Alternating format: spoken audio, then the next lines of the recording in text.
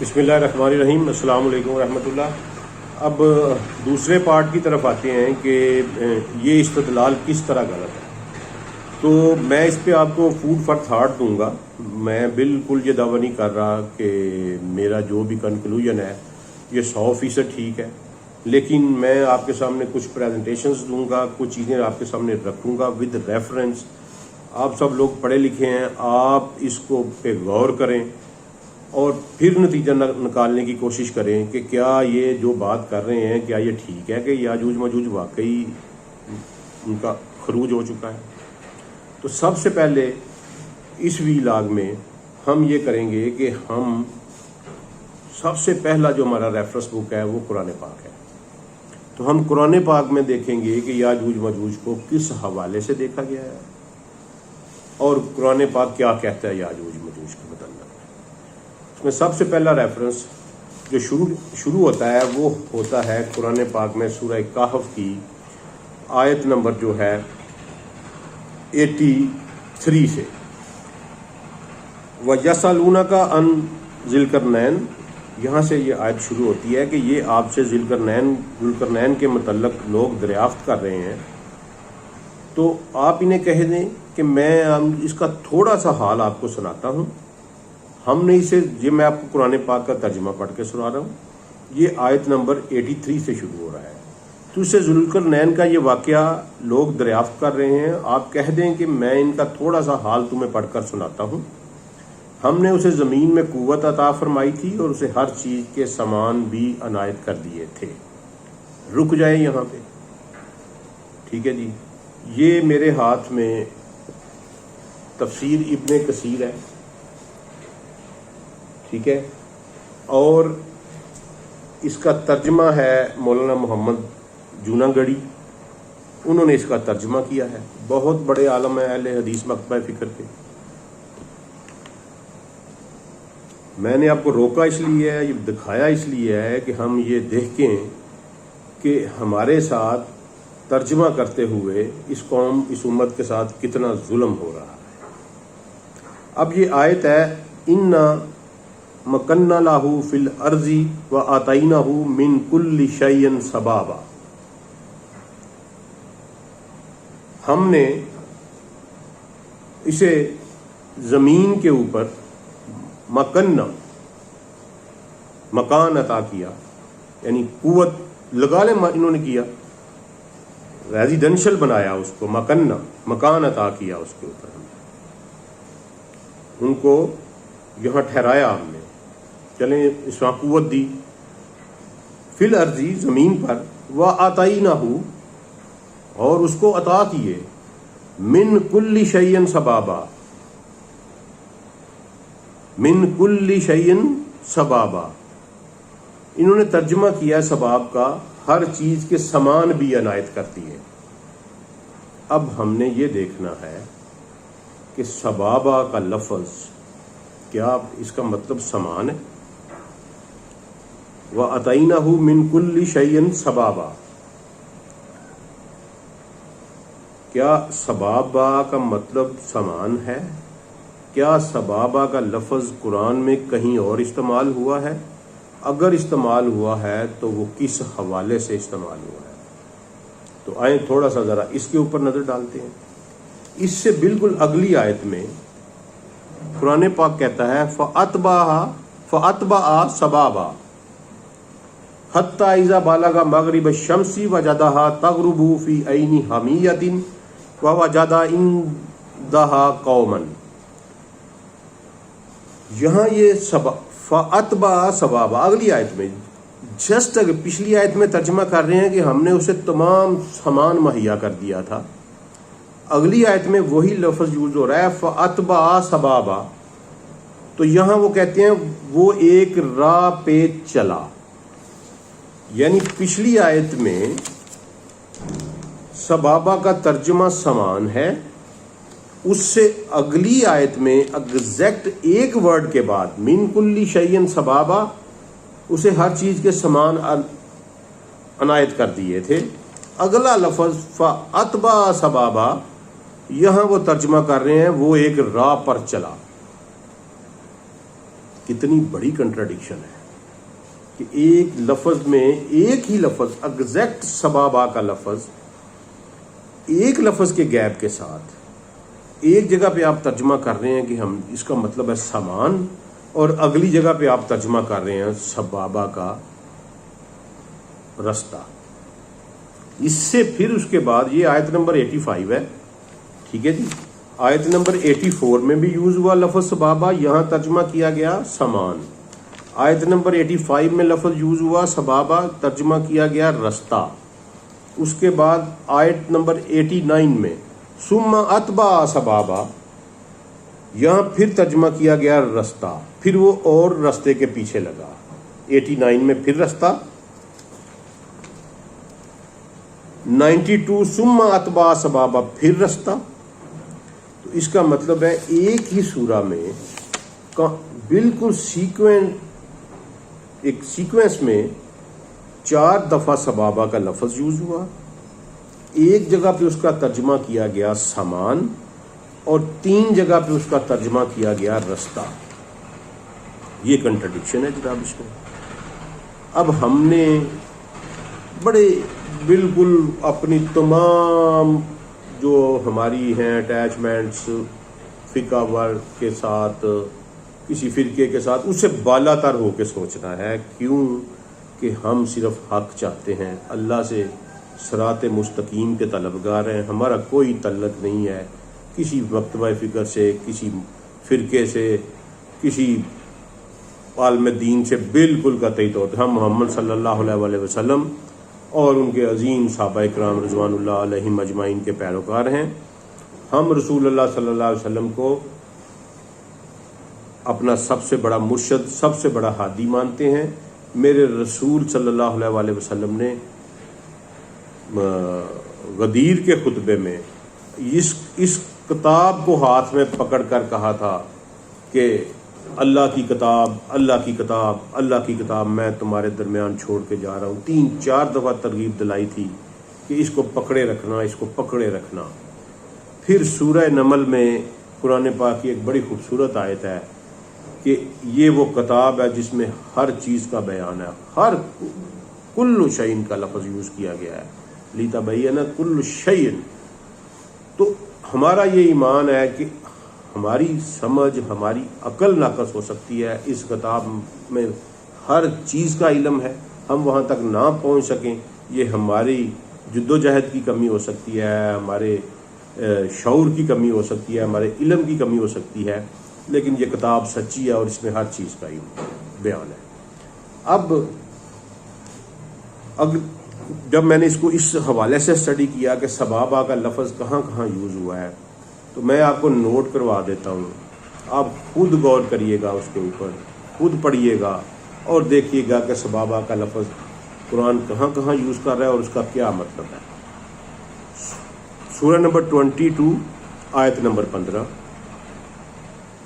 پھر اس کے بعد سورہ نمبر 36 آیت نمبر 38، پھر اس کے بعد سورہ نمبر 38 آیت نمبر 10، پھر اس کے بعد سورہ نمبر 40 آیت نمبر 36-37۔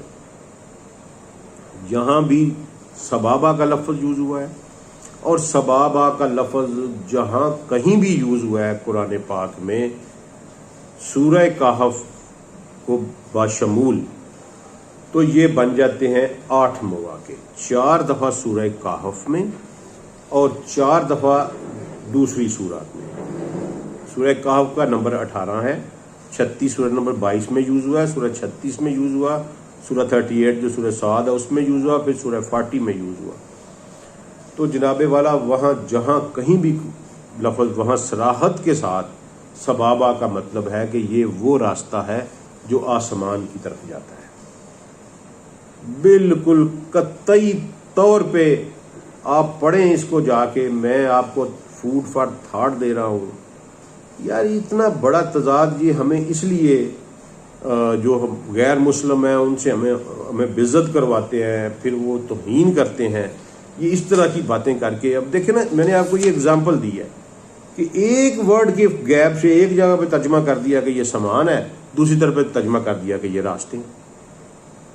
اور جب یہ غیر مسلم یہ چیزیں دیکھتے ہو کہتے ہیں قرآن میں، وہ کیونکہ عربی پڑھتے نہیں ہیں، ہم بھی اللہ ماشاء اللہ ہم بھی کوئی لوگ عربی نہیں پڑھتے، تو وہ ترجمے وہ کہتے ہیں جس میں تو کنٹراڈکشن ہے، یہ دیکھیں یہاں سامان لکھا ہوا ہے، اسی لفظ کا ترجمہ جو ہے وہاں رستہ کیا گیا ہے، اگلی آیت میں جائیں گے تو وہاں رستہ ہوگا کہ یہ آسمان کی طرف جانے والا رستہ ہے۔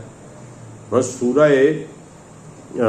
صاد میں 38 سورہ آیت نمبر 10 میں اللہ تعالیٰ کہتا ہے کہ کیا یہ مالک ہیں زمین، یہ جو دعویٰ کر رہے ہیں یہ مالک ہیں زمین اور آسمان کے اور جو کچھ ان کے درمیان میں، اگر یہ مالک ہیں تو یہ ایک رسی لٹکا کے سبابہ پہ چڑھ کیوں نہیں جاتے؟ تو رسی لٹکا کے سبابہ پہ کیوں نہیں آ جاتے؟ اس کا مطلب ہے کہ رسی لٹکا کے اوپر چڑھنے والی بات ہو رہی ہے۔ میں نے آپ کو ریفرنس دیا، دوبارہ دے دیتا ہوں، سورہ نمبر 36 آیت نمبر 38، سورہ نمبر 22 آیت نمبر 15، سورہ نمبر 38 آیت نمبر 10، سورہ نمبر 40 آیت نمبر 36 37۔ یہ جہاں کہیں بھی سبابہ کا لفظ یوز ہوا ہے اس کا مطلب ہے کہ آسمان کی طرف جانے والا رستہ۔ اور جب آپ اس مطلب کو پٹ آن کریں گے سورہ کہف میں تو وہ تمام تغیرات جو آج تک ہمارے غیر مسلم ہمیں تانے دے رہے ہیں وہ سارے سال ہو جاتے ہیں۔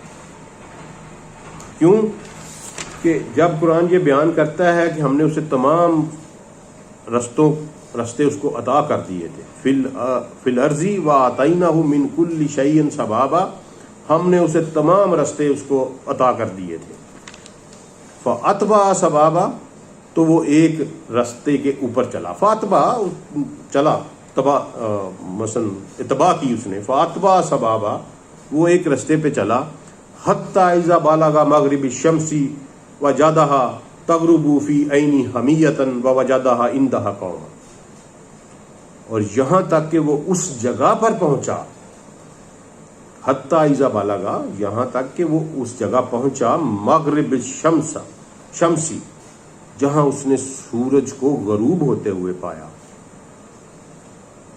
فی عین حمیہ، عین آنکھ کو بھی کہتے ہیں، عین دیکھنے کو بھی کہتے ہیں، فی عین حمیہ، وہ آنکھ کی طرح، فی عین حمیہ، آنکھ کی طرح کی کوئی چیز تھی۔ حمیہ کس کو کہتے ہیں؟ گدلے سیاہ کیچڑ کو کہتے ہیں، کہ اس نے سورج کو گدلے سیاہ کیچڑ میں ڈوبتے ہوئے پایا، ووجدہا عندہا قوما، وہاں اس نے ایک قوم پائی، اس کی ملاقات ایک قوم سے ہوئی۔ اب مجھے یہ بتائیں، ایک طرف یہ کہتے ہیں کہ ذوالقرنین کو اللہ تعالیٰ نے پوری زمین کی حکمرانی دی ہوئی تھی، بالکل دی ہوئی تھی اللہ تعالیٰ نے، اللہ تعالیٰ کہہ رہے ہیں، تو اس کو نہیں پتا تھا کہ پوری زمین پہ تو سورج کہیں غروب ہی نہیں، ڈوبتا ہی نہیں ہے؟ ذرا غور کریں نا کہ ایک بندہ جس کے پاس پوری دنیا کی حکمرانی ہے، ملکہ وکٹوریہ کو پتا چل گیا تھا کہ میری سلطنت میں سورج غروب نہیں ہوتا، ملکہ وکٹوریہ کی سلطنت بہرحال ذوالقرنین سے تو چھوٹی تھی نا، تو کیا ذوالقرنین کو نہیں پتا چلا کہ میری پوری سلطنت میں کہیں سورج غروب نہیں ہوتا؟ یہ اب اس کا ترجمہ لگا دیتے ہیں کہ جی یہ وہاں پہنچا بلیک سی کے اوپر، چونکہ اس کا پانی کالا ہے، تو وہاں اس نے کھڑا ہو کے دیکھا تو اس وقت مغرب کا ٹائم تھا اور سورج جو ہے وہ ڈوب رہا تھا۔ ایسا نہیں ہے میرے بھائیوں، غور کریں اس کے اوپر۔ اگلی بات اگلے ویلاگ میں میں بیان کروں گا اس کو مکمل، لیکن پہلے ذرا اس پہ آ جائیں کہ اس آیت میں کہتے ہیں کہ ہم نے وہ ایک رستے پہ چلا اور اس نے ایک قوم کو پایا جہاں پہ سورج جو ہے وہ کیچڑ، بلیک کیچڑ والے پانی میں ڈوب رہا تھا۔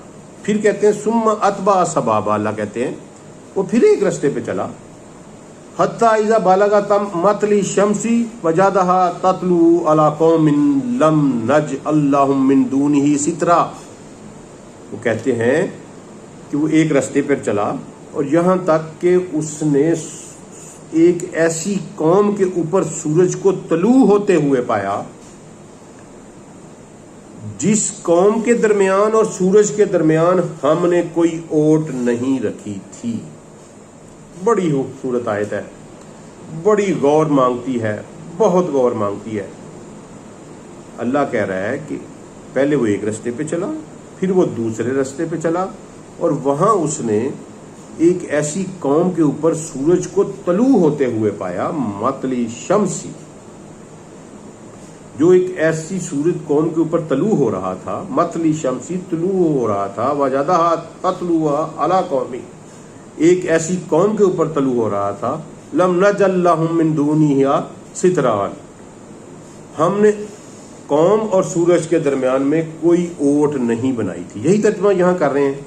پھر وہ اور راہ کے پیچھے چلا یہاں تک کہ جب سورج نکلنے کی جگہ تک پہنچا اسے ایک ایسی قوم پر نکلتا پایا کہ ان کے لیے ہم نے اس کے اور کوئی پردہ اور اوٹ نہیں بنائی تھی. آگے خدا زور دے کے کہتا ہے کذالک، اور یقین کرو ایسے ہی ہے. یہ کوئی چھوٹی بات نہیں ہے. آپ میں سمجھاؤں گا آپ کو، آپ ذرا غور کریں کہ ایک تو زمین پہ کوئی ایسی جگہ نہیں ہے جہاں سے سورج طلوع ہوتا ہے. اگر غروب کہیں نہیں ہوتا تو زمین میں کہیں سورج طلوع بھی نہیں ہوتا. یہ غیر مسلموں کو خود دعوت دیتے ہیں کہ آؤ ہمیں مارو. اور پھر خدا کہتا ہے کہ ایک ایسی قوم کے اوپر طلوع ہو رہا تھا کہ ہم نے سورج اور ان کے درمیان میں کوئی پروٹیکشن نہیں رکھی تھی. سترہ سترہ کہ کوئی پروٹیکشن، کوئی آڑ جو ہے ان سورج اور ان کے درمیان میں نہیں تھی. آپ مجھے بتائیں، ہم زمین پہ رہ رہے ہیں، ہمارے اور سورج کے درمیان میں کون سی آڑ ہے؟ انہوں نے اس کا ترجمہ یہ تفسیروں میں یہ لکھ دیا کہ وہ ایک ایسی قوم تھی جن کے مکان کی چھت ڈالنا نہیں آتا تھا. اور یار کیا میرا باتیں کر رہے ہو یار. ٹھیک ہے، آپ زمین پہ اور ہمارے درمیان اللہ نے کون سی، مکان تو ہم نے خود بنائے ہیں نا، چھت تو ہم نے خود بنائی ہے، امبریلا ہم نے خود بنائی ہے. اللہ نے زمین اور ہمارے درمیان کون سی پروٹیکشن رکھی ہوئی ہے؟ وہ ایٹماسفیئر ہے بھائی، وہ ایٹماسفیئر ہے، وہ اوزون کی لیئر ہے. اللہ تعالیٰ کہہ رہا ہے کہ میں نے ایسی قوم کے اوپر اس کو بھیجا جن کے اوپر سورج طلوع ہوتا تھا، لیکن میں نے ان کے اور سورج کے درمیان میں کوئی پروٹیکشن نہیں بنائی تھی. اور آگے زور دے رہا ہے کذالک، یقین کرو ایسے ہی ہے. وقد احاطنا بما لدیہ خبرا، یقین کذالک، یقین کرو ایسے ہی ہے، اور ہم نے اس کے آس پاس ہر خبر کا احاطہ رکھا ہوا ہے. ہماری مانیٹرنگ سسٹم اس کے اوپر اتنا اسٹرانگ ہے، ہم اس کے آس پاس ہر خبر کو گھیرے ہوئے ہیں. تو یہ وہ ایک ایسی قوم پہ پہنچے جس کے اور سورج کے درمیان میں ایٹماسفیئر نہیں تھی، کیونکہ اللہ نے ہمارے اور سورج کے درمیان جو پروٹیکشن بنائی ہے اس کا نام ایٹماسفیئر ہے. اس کے بعد تھوڑی سی بات لمبی ہو جائے گی، لیکن کیونکہ آگے پھر یاجوج ماجوج کا ذکر آ رہا ہے تو میں پھر اس پہ اس ویلا کو ختم کر دوں گا، پھر اگلے پہ بات کریں گے. آگے اللہ کہتا ہے ثم اتبع سبابا، پھر وہ ایک اور رستے پہ چلا. یہ تیسرا رستہ آ گیا. پہلے پہ وہ پہنچے جہاں سورج غروب ہو رہا تھا بلیک کلر کے کیچڑ میں. دوسرے پہ پہنچے کہ سورج طلوع ہو رہا تھا ایک ایسی قوم کے اوپر جس کے درمیان پروٹیکشن، اس کے اور سورج کے درمیان پروٹیکشن نہیں تھی. اور تیسری ایسے ایک اور رستے پہ چلا حتی اذا بالغا بین السدین وجاد من دونہما قوما لا یکادون یفقہون قولا. تو وہ ایسی جگہ پہ پہنچا دو دیواروں کے درمیان، بین سدین، ٹھیک ہے جی، دو دیواروں کے درمیان، اور ایک ایسی قوم پائی جس کی بات سمجھ نہیں آ رہی تھی. یہ میں قرآن پاک کا ترجمہ پڑھنے لگا ہوں. پھر وہ ایک سفر کے سامان میں لگا، یہاں پھر سامان ترجمہ کر دیا. تو کتنے ظلم کی بات ہے یار، کہ پچھلی آیت میں آپ ترجمہ کر رہے ہیں پھر وہ ایک اور راہ کے پیچھے لگا.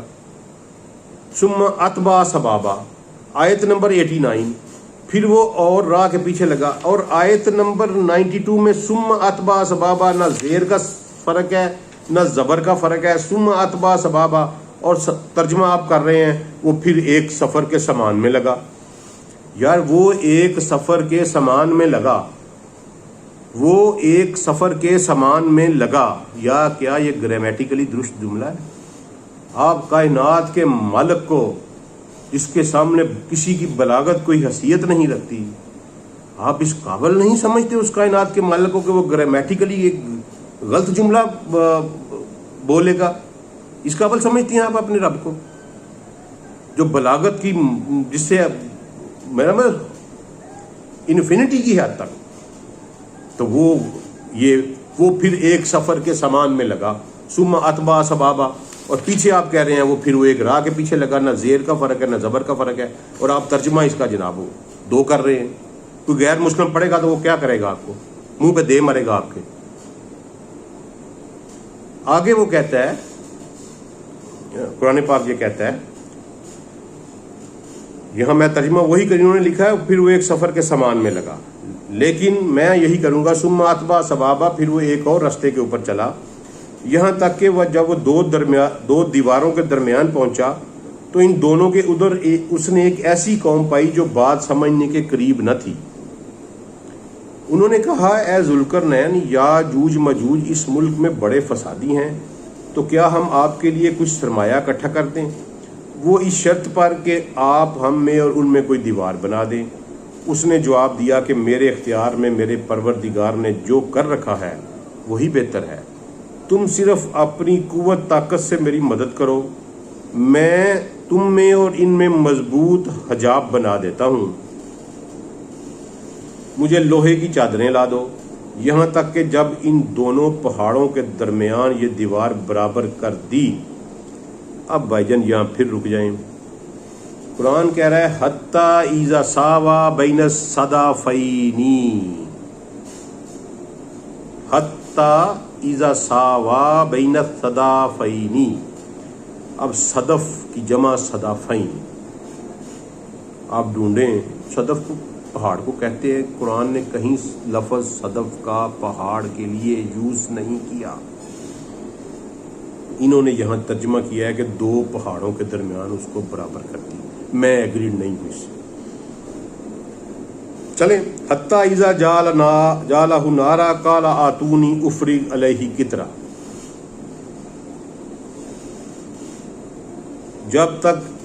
یہاں تک کہ جب ان دونوں پہاڑوں کے درمیان یہ دیوار برابر کر دی تو حکم دیا کہ آگ تیز جلاؤ، تا وقتیا لوہے کی ان چادروں کو بالکل آگ کر دیا، تو فرمایا میرے پاس لاؤ، اس پر پگھلا ہوا تانبا ڈال دوں۔ دیوار مکمل ہوگی جناب۔ اگلی آیت، فَمَسْتَطَاعُوا أَن يَظْهَرُوهُ وَمَا اسْتَطَاعُوا لَهُ نَقْبًا، پس نہ تو یہ اس دیوار کے اوپر چڑھ سکیں گے اور نہ ہی اس میں کوئی سوراخ کر سکتے ہیں۔ غور کریے گا ذرا، یہ بہت امپورٹنٹ بات ہے، کیونکہ یہاں پھر آگے جا کے ایک حدیث انڈر ڈسکشن آئے گی جو یہ استدلال کرتے ہیں، جو کہتے ہیں جوج مجوج کھل گئی ہوئی ہے۔ اس پہ ایک حدیث آئے گی، میں اگلے ویلاگ میں ڈسکس کروں گا، لیکن اس کو ذہن میں رکھیے گا کہ قرآن کہہ رہا ہے کہ وہ دیوار بن گئی اور اب نہ تو وہ اس دیوار کے اوپر چڑھ سکتے ہیں، اور وَمَا اسْتَطَاعُوا لَهُ نَقْبًا، اور نہ ہی اس میں نقب لگا سکتے ہیں۔ نقبہ سوراخ کر سکتے ہیں، نقب لگانا آپ سمجھتے ہیں۔ قَالَ هَذَا رَحْمَةٌ مِّن رَبِّي فَإِذَا جَاءَ وَعْدُ رَبِّي جَعَلَهُ دَكَّا وَكَانَ وَعْدُ رَبِّي حَقًّا، کہا یہ صرف میرے رب کی مہربانی ہے، ہاں جب میرے رب کا وعدہ آئے گا تو اسے زمین دوز کر دے گا، بے شک میرے رب کا وعدہ سچا ہے۔ اس دن ہم انہیں آپس میں ایک دوسرے میں دنستے ہوئے چھوڑ دیں گے اور سور پھونک دیا جائے گا، پس سب کو اکٹھا کر کے ہم جمع کر لیں گے۔ اب خدا یہ کہہ رہا ہے کہ دیوار بن گئی ہے، یہ اس دیوار کے اوپر نہ چڑھ سکتے ہیں، نہ یہ اس میں سوراخ کر سکتے ہیں، ہاں جب میرا وعدہ آئے گا تو میں اس دیوار کو دکا کر دوں گا۔ دکن دکا، آپ کو ایک اور قرآن میں آپ کو یاد آ جائے گا۔ پھر جب موسیٰ علیہ السلام کا اللہ نے بیان فرمایا کہ میں نے تجلی فرمائی طور پہ، تو وہاں بھی لفظ دکا کا یوز کیا. دکا کا مطلب ہے کہ میں اس کو ریزہ ریزہ کر دوں گا، ملیا میٹ کر دوں گا اس دیوار کو، اور بے شک میرا وعدہ حق ہے. تو جب یہ دیوار ملیا میٹ ہو جائے گی، اس کے بعد پھر میں انہیں یا موجو بھی بازن کے موجوں کی شکل میں ایک دوسرے کے اوپر جو رول کرتے ہوئے باہر نکل آئیں گے. یہ ہے قرآن پاک میں سورۃ کہف میں جو یاجوج مجوج کا ذکر ہے. اس میں نے کنٹراڈکشن آپ کو پوائنٹ آؤٹ کر دی. سبابہ کا لفظ بڑا امپورٹنٹ ہے، آپ قرآن پڑھیں. میں دوبارہ دے دیتا ہوں آپ کو ریفرنس.